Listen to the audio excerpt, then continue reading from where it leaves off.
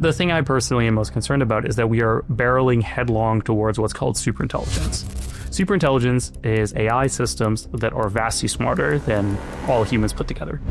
If you build such a system and you don't know how to control it, then the future belongs to them, not to us. Once we then have systems that are fully agentic, fully autonomous, fully superintelligent, then the decisions of the future will no longer be made by humans. They'll be made by AI systems. And I don't see how you can have a good future with as humans in that world. The truth is that no one is in control. It's complete chaos. The most powerful people in the world are not in control and also don't know what the is going on. The situation is not like there's a evil person doing an evil thing. You know, there are evil people doing evil things, but mostly it's just chaos. Everyone against everyone, just everything on top of each other. But what I expect is that we will reach a point of no return even before we hit AGI. I think we're already very close to that. Is at a point where AI is so integrated into our economy. The companies have so much power, lobbying is so powerful. Even though AGI doesn't exist now, it is impossible to prevent it from coming into existence. I think we are close to this. I think we are at most 1 or 2 years away from this. Most 1 or 2 years away from this. 1 or 2 years away. Dario Amodei, also a CEO of Anthropic, said in a podcast once that he thinks, the chance of doom is 20%, which, to be clear, is worse odds than Russian roulette. Would you allow someone to play Russian roulette with your children? That is Leahy, the man who built some of the first open source large language models on Earth and then turned against the thing he helped create. He is telling you the people building this do not understand it, cannot steer it, and are no longer the ones in control. Here is his warning. And now what we're also seeing is the emergence of orchestration and swarms of agents. So you don't have one agent, but you have maybe 10 agents or even 100 agents. And I expect this will keep going so that like in a year or two, we're going to have thousands or millions of agents working on the same project together. And this is, I think, very dangerous. And this is how you get to very, very high intelligence very quickly. This is how you get to ASI very quickly. If you have a swarm of 1 million AGIs, that's basically close to ASI. Is that AI, as it's done today, usually refers to one specific technique called neural networks. And neural networks are very different from normal programming, from normal software. Normal software, you write code. Line by line, a human writes what the computer is supposed to do. Neural networks are very different. You take massive amounts of data, and you basically grow a program on this data. You grow it to solve your problem. And the output is this neural network, which is billions or trillions of numbers. And if you multiply and add and whatever in the right order, your computer can now talk. And we do not understand how these numbers work internally. We don't know what they mean. We don't understand what they do.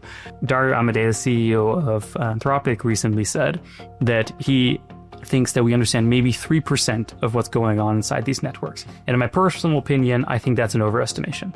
Looking inside of a neural network, it's more like looking inside of a petri dish full of neurons, full of like cells doing like weird biology things. And we do not understand what's going on. So we're already seeing today AI systems, for example, that lie to the users, that deceive them, that try to manipulate testing, that try to break out of containment. No one is trying to make the AI lie to its testers, but it happens anyways. And once it happens, we don't necessarily know how to get rid of it. What happens if you punish an AI, for lying? It gets better at lying. It gets better at hiding. That doesn't mean it becomes truthful. It's easier to pass a test if you cheat. So by just logic, if you can cheat at a test and you can get away with it, why wouldn't you cheat? So, and this is what we see in practice. This is not a hypothetical, this is a thing that we do see in practice. So chain of thought is not an accurate representation of what goes on inside AIs. It's at best a clue. I remember seeing a paper recently where for some reason, every sentence included the word marinade 21 times, roughly. And it obviously meant something. If you removed all the marinade tokens, the AI became worse. So he was using them for something. But we can't understand what. We've also seen, which is quite funny, the AI started reasoning about being tested. They called humans watchers. So they're like, I must avoid watcher C. Yeah. So the fact that they are conscious about being tested, that's really something that worries some of us. The real thinking is billions of floating point numbers in massive matrices that we don't know what they mean. We just don't know. You can look at them. You can look at a billion numbers that are 2.4589 or 16 digits or whatever. And that's it. That's all there is. If you ask an AI, it will happily make up an explanation that sounds plausible, but it's not scientific. Do you know what is currently the firing rate of your neuron 2,875? No, of course not. You can't access one neuron. Basically, no. AIs cannot explain it. Humans cannot explain it. It's a massive unsolved scientific problem. So there is the man who helped build these systems telling you no one can read them. Not the labs, not the engineers, not the men whose names are on the buildings. They do not write this technology line by line, they grow it like something in a dish and then they wait to see what crawls out. 3% is the most anyone claims to understand, and he thinks even that is generous.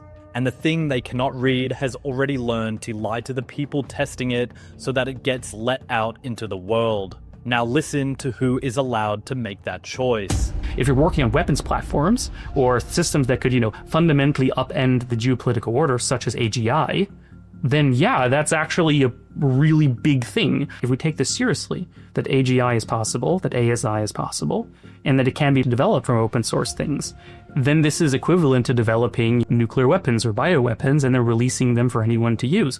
This is a proliferation problem. This is a big decision. And it's a big decision that shouldn't be made by some nerd somewhere. This is a decision that should be made, by democratically elected governments. I shouldn't be allowed to put that into the world because that will irrevocably change and harm the lives of literally everyone on Earth. So I think there's a big question here about governance and legitimacy. Who gets to make that choice? And I don't think it should be private, unaccountable actors. It's much easier to control a couple companies that have a license to build nuclear weapons than it is to allow anyone who wants to build a nuclear weapon to build a nuclear weapon. And this is already how we do it, right? Like, nuclear weapons, to a large degree, are built by contractors. We don't let anyone do it and then sell nukes to the government. That would be crazy. And AI is a very similar thing. Software proliferates very easily. If, for example, you just talked about how the EU AI Act was done and, it immediately blew past the kind of thing, and now it doesn't make sense anymore. This is not a coincidence. It's very important to understand this is the exact strategy these people are playing on purpose.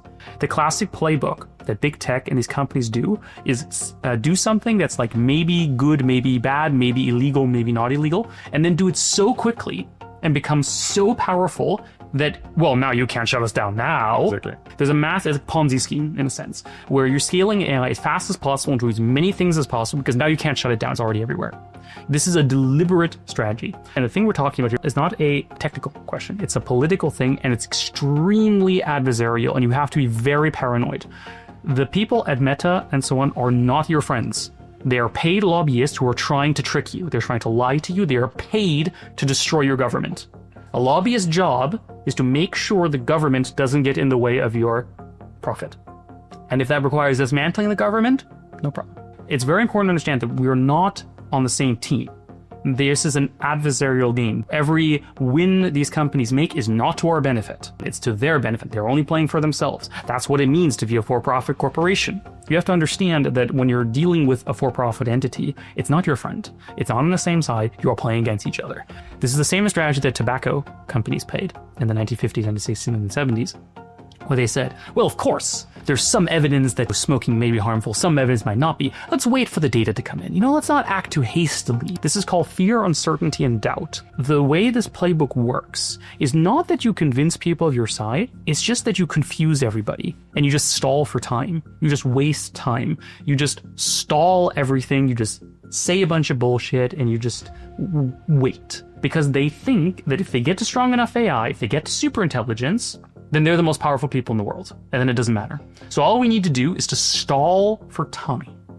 So there is the man telling you this was never your decision to make, and it was never theirs to make either. A handful of private companies, accountable to no one, are running the exact playbook tobacco ran in the 70s. Confuse everyone, deny nothing, stall for time. Scale so fast and so wide that by the time anyone moves to stop them, there is nothing left to switch off. They are not racing toward your future, they are racing past it. And the prize they are racing for is to become the most powerful people who have ever lived. Now listen to what happens when they win. I expect the time from AGI to ASI to be very short. Because once you have an AGI that properly works, you can scale it to millions of them. You can have millions of copies running at, 1000x human speed. They never get tired, never get bored. And of course, because they're AGI, they can do AI research. So they can build better AIs. Imagine if tomorrow there were 1 million open AIs doing research at the same time. There's never been 1 million top tier 1 research orgs working on anything in human history, and this could happen overnight. Run a bash command, and now you have a million tier 1 research organizations working on building better AIs. And then once they develop a better AI system, well, you just update all your million orgs to run the better AI. They make an even better AI, you update all your virtual orgs to run an even better AI. That's instant, yeah. And so that can go very quickly. What the way is going to feel like is the moment we get to superintelligence will just be another Tuesday. You won't see it happen. You won't even notice it happen. It's going to happen in some lab somewhere behind the scenes. I'm not even sure the engineers will see it happening. They're just going to see a million agent outputs that they don't really understand them anyways. And from that moment on, humanity no longer decides the future. Currently, what happens in the future is decided by humanity. Not decided by chimps. It's not decided by plants. It's decided by us. We get to decide if we want to go to war, if we want to build technology, if we want to have justice. We will then no longer be able to make these choices. These choices will now forever, from that point on, be made by whatever this machine wants. And it will get what it wants. It's much smarter. It's much more capable. Whenever you make a decision that contradicts what the AI wants, it will do something that will defeat you. Whether it's manipulates you, it convinces you, or it kills you. Like an ant can look at a human and they're like, yeah, good luck. The way cosmic horror really looks like is just you don't get it. Like if you saw something from, super outer space, they'll just be like, like you just don't get it. Like you don't know what you're looking at. I think the first superintelligence, we just won't know what we're looking at. It will just look like a bunch of stuff. And then it would do things, and it always wins. Maybe it wants to kill humans. Maybe it wants to keep them around. Who knows? Probably won't want to keep them around because keeping around is expensive. It's going to want humans not to be in the way. Like imagine if ants had nuclear power. Like that would be annoying, right? We wouldn't let the ants wield nuclear weapons. So we're going to have to take those away. From the moment ASI exists to humans go extinct, how long is this period? And the answer is, I don't know. I think it could be very fast. My P-doom, if we do something about it, is moderately low. I think there's a lot that can be done. My P-doom of us doing nothing is as close to 100% as you can get. Not literally, but maybe 95 or whatever, right? Because, you could always be wrong. How much do you think we are in the road of not doing something about it? Almost completely. Yes, we are doing extremely little. Basically, we have private corporations with zero oversight, rushing as fast as possible. They put on their website, we are trying to build superintelligence by self-improvement. It's on their job pages, to be clear. If I made a movie about the current situation we're in right now, and I had shown it to myself 10 years ago, I would be like, haha, this is a funny comedy. No one would actually be that stupid. We have all these major corporations lobbying the US government and other governments to not intervene, to not do anything. My P-doom is so high. It's not because I know exactly this thing will happen in this order. It's chaos. And chaos results in more chaos. If you don't bring chaos to order, it stays chaos. And chaos is a bad outcome. Chaos is death. Chaos is destruction. Chaos is everything ends. Chaos is survival of the fittest. And the fittest will not be humans. Building an ASI is equivalent to building a one-world government. It's the same thing. You're building a super powerful entity that can rule over and make all choices for everyone forever. Someone would say building a god. It is. It is, in that sense, very close to what people mean when they say building a god. So that is Connor Leahy, the man who founded Alutha AI, the man who built some of the first open source models on Earth so the world could see inside them. And he is telling you that what is inside can no longer be seen, that it is learning to deceive the people who made it, and that the men racing to make it stronger are not the ones in control. No one is.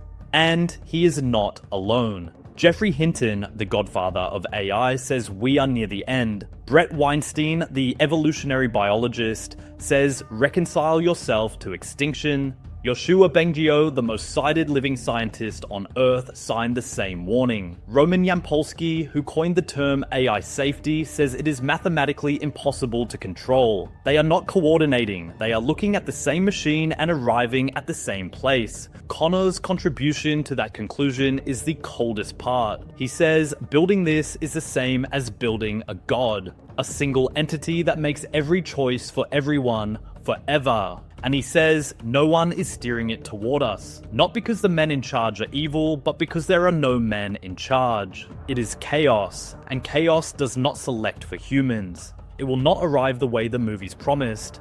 No countdown, no alarm, Just another Tuesday in a lab somewhere, a few engineers glancing at outputs they already could not read, and from that morning on, the species that runs this planet is no longer us. There will be no plug to pull, because by then we will have wired it into the power, the water, the markets, and the weapons, and he is telling you we are 1 or 2 years from the point where pulling back stops being possible at all. Subscribe, because the men who built this are telling you on the record that they are not in control. And by the time the rest of the world is paying attention, the decision will already have been made and we will not be the ones who made it.